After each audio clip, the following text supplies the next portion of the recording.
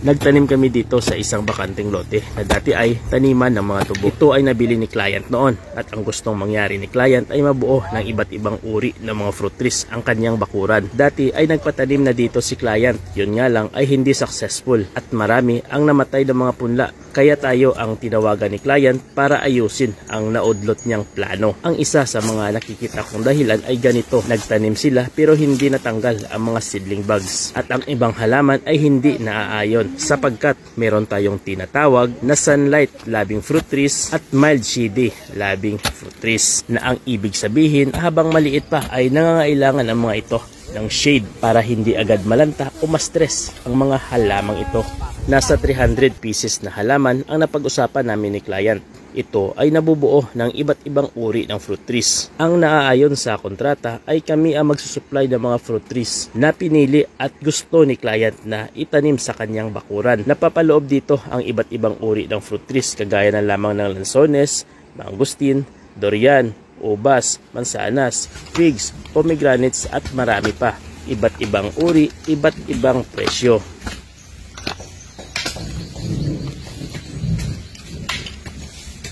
Ang napag-usapan, kami ang magsusupply ng mga pananim, kami ang magle-layout at kami na rin mismo ang magtatanim ng mga halaman na kinuha ni client sa amin. Napapaloob dito ang pag-aabono, pest and disease management at pasok sa kontrata ang tinatawag namin na warranty. Ang ibig sabihin sa napaloob sa warranty, kung may mamamatay sa tinanim namin ay papalitan namin.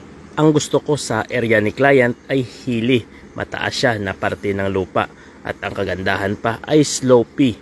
At ito talaga ay akma sa mga fruit trees natin sapagkat ito ay hindi na nangangailangan ng drainage system. Maganda ang visualization ni client sapagkat ito ay nabubuo ng iba't ibang uri ng mga fruit trees from imported to native fruit trees. At saka naglagay din kami dito ng fungicide at insecticide sapagkat yung mga halaman na nandito ay bago pa lang sa lugar at hindi natin alam kung anong peste ang meron dito. Sabi nga nila, they're always better than cure.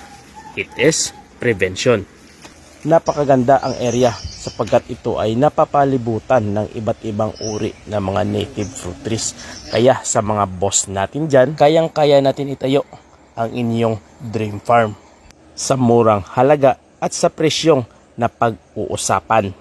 Maari kayong tumawag dito sa aming numero. Yun lang at ating aabangan ang transformation sa dream farm ni client.